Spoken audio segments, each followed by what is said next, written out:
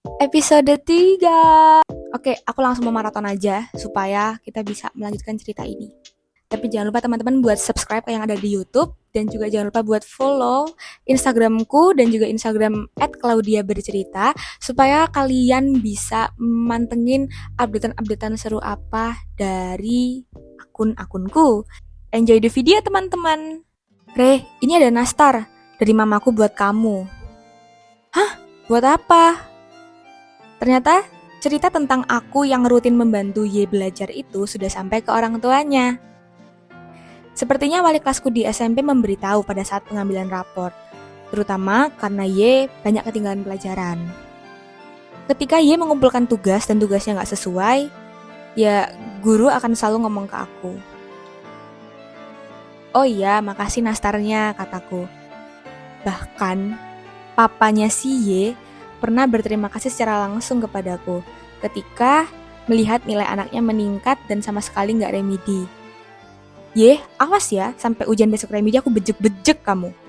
Kalau nggak remedi, nanti pas akhir semester aku jajanin chat time deh pas kita ke TP.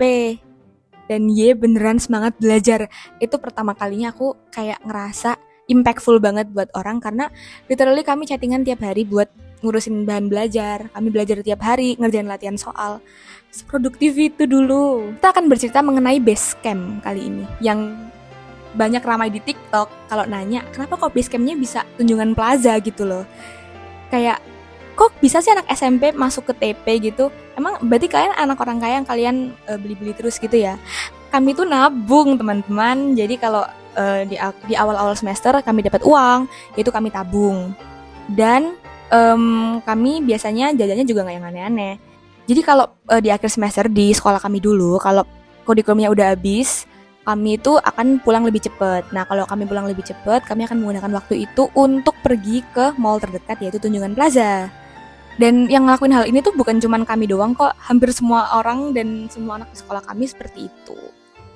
Salah satu tempat yang paling kami suka di TP itu di TP 1, ada chat time, terus ada chat time, terus ada kalais dulu. Jadi kayak itu lucu banget sih. Jadi tau nggak sih kayak di kan masuk lobby terus ada kayak balkon gitu. Nah itu kami di situ. Biasanya template. Kalau nggak main Uno, ngobrol, ya main game di HP gitu. Kami dulu ada game yang seru banget yang kami mainin di HP berdua. Menurut kamu aku bisa nggak ya masuk SMA negeri? Aku nanya kayak gitu. Kamu tuh pinter banget, juara kelas. Nggak mungkin lah nggak ada SMA favorit yang nggak mau nerima kamu. Tapi masalahnya mama papaku tuh nggak ngizinin. Loh, kenapa? Papa sama mamaku itu udah sekolah di yayasan ini dan semua keluargaku itu sudah template sekolah di sini. Jadi nggak mungkin aku dapat kesempatan buat bisa sekolah di tempat lain. Dia cuman bilang, buktiin kalau kamu bisa. Tapi aku yakin kok kalau kamu pasti bisa. Gitu katanya. Setidaknya di saat orang tuaku sibuk kerja dan sibuk dengan ambisinya, Tuhan itu memberikan orang spesial lain yang bisa menjadi support system. Pelajaran berharga berikutnya nih teman-teman, seperti aku udah bilang bahwa orang tua kita tuh juga masih belajar jadi orang tua. Sebagai anak, kita boleh kok mengkritik orang tua, tapi kita nggak boleh nggak hormat. Ini nggak tahu ya, kalau masuk ke pembelajaran agama, sebagai anak itu kita wajib untuk menghormati orang tua kita. Kalau misalnya orang tua kita ada kurangnya, ada kurang gitu, atau kurang bertanggung jawab, atau kurang memperhatikan, itu adalah urusan orang tua kita sendiri dengan Tuhan. Jadi kayak nggak usah diurus, yang penting kita jadi manusia baik aja deh gitu. Dulu mungkin susah buat aku menerima ini, karena juga pas masih lebih muda. Tapi sekarang seiring dengan berjalannya waktu, aku jadi makin legowo dan makin ikhlas. Giliranku yang bertanya sama si mimpimu apa? Dia nggak jawab. Dan itu yang bikin aku sadar bahwa, oh ini loh yang dinamain beda pace dan beda tujuan. Mungkin memang karakter dia itu seperti itu. Ya pada saat itu aku cukup sering ngomong sih kayak, kamu tuh harus punya mimpi, kamu harus tahu kamu mau kemana. Tapi dia kayak yang aku nggak tahu. Jadi emang udah beda pace, udah beda pace, beda tujuan, dan Kita emang sebenarnya kalau untuk yang berlanjut itu emang nggak bisa gitu. Dia sama sekali nggak berubah dari kelas 8 akhir sampai ke kelas 9. Menjadi bocah laki-laki yang emang nggak dominan dan memang kurang suka menentukan apa yang terbaik bagi dirinya. Di kelas 9, aku merasa bahwa pertemanan kami sudah nggak bisa dilanjutkan. Karena aku merasa aku harus mengupgrade diri. Bukan aku yang harus mengkatrol Y untuk bisa menjadi baik, karena itu menurutku udah cukup banget. Dia bisa ngajutin sendiri, dia bisa berkembang sendiri.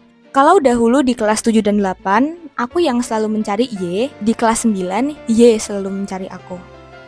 Dia bergantung penuh kepadaku seakan-akan. Dia lupa bahwa aku harus mengejar mimpiku. Memiliki pertemanan yang sehat bukan pertemanan yang aku harus menggendong orang yang seakan-akan akademiknya, nilai di sekolahnya itu di bawahku. Itu mulai memberatkan aku di kelas 9 karena aku harus sudah mulai fokus. Perdebatan mulai sering muncul. Aku sering ninggalin dia. Reh, kamu kok ninggalin aku sih? Dia bertanya. Ya aku sekarang udah mau persiapan buat UN, aku mau masuk SMA negeri. Kamu mah enak, gak perlu danem buat SMA. Aku perlu nilai ini ye. Aku menaikkan nada bicaraku. Ya aku bisa gak ganggu kamu, tapi kamu jangan tinggalin aku.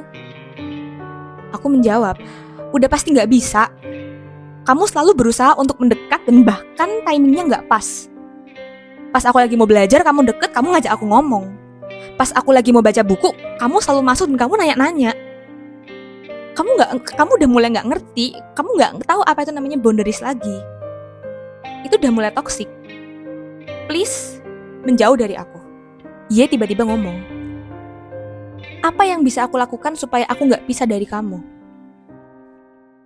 Aku menantang. Ya udah, jadiin aku pacarmu.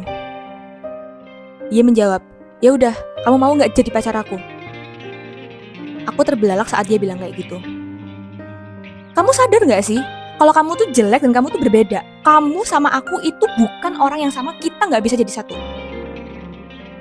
Emosiku memuncak, dan tentu itu menyakiti hatinya. Tentu menyayat perasaannya. Dia menyerah. Oke, aku pergi. Kenapa nggak dari dulu? Kenapa harus aku yang selalu make a move? Dan kenapa selalu aku yang harus berusaha ngerti? Itu di pikiranku. Orang pasti akan nganggep aku yang jahat. Orang pasti akan mengira bahwa aku yang egois. Oke, let's say aku egois, tapi apa kontribusi yang bisa dia lakuin untuk aku? Selain menemani, menenangkan, itu yang aku pikirkan pada saat itu. Itu yang terjadi pada saat itu. Kami gak banyak bicara saat kelas 9, padahal kami juga satu kelas. Jadi secara kesimpulan, kami 3 tahun selalu sekelas. Aku memiliki teman dan kawan-kawan lain yang bisa membuatku lebih gaul. Dan aku merasa diriku sangat-sangat terupgrade. Terlebih karena aku mempersiapkan diri untuk UN. Aku juga semakin aktif mengikuti kegiatan di luar sekolah, seperti lomba dan tampil dan lain sebagainya. Y tidak mengambil bagian dan sedikit terpikirkan olehku. Dia sempat dekat dengan temanku yang lain. Mungkin dia juga merasa kesepian. Tapi apa yang aku pedulikan? Sama sekali gak ada. Aku hanya butuh nilai UN yang bagus supaya aku bisa mendaftar ke SMA negeri sendirian yang gak didukung sama orang tua aku itu. Dia sudah gak di kota yang sama dengan aku ketika pelepasan kelas 9. Mungkin ke Penang, lalu pulang ke kampung halaman di luar pulau. Jadi pada saat aku dapat banyak award ketika wisuda SMP, dia sama sekali gak ada. Aku menoleh ke belakang, aku sempat ngelihat kursinya, dan itu kosong. Dia yang selama ini harusnya ada buat aku, hari itu gak ada. Jujur aku merasa bersalah banget ketika hari itu ngomong itu. Cuman, kenapa sih? Kok kamu gak bisa tanpa aku? Kita gak pacaran. Kita manusia, kita gak pacaran. Kita berteman dengan baik gitu. Lama banget aku mempertahankan pertemanan ini.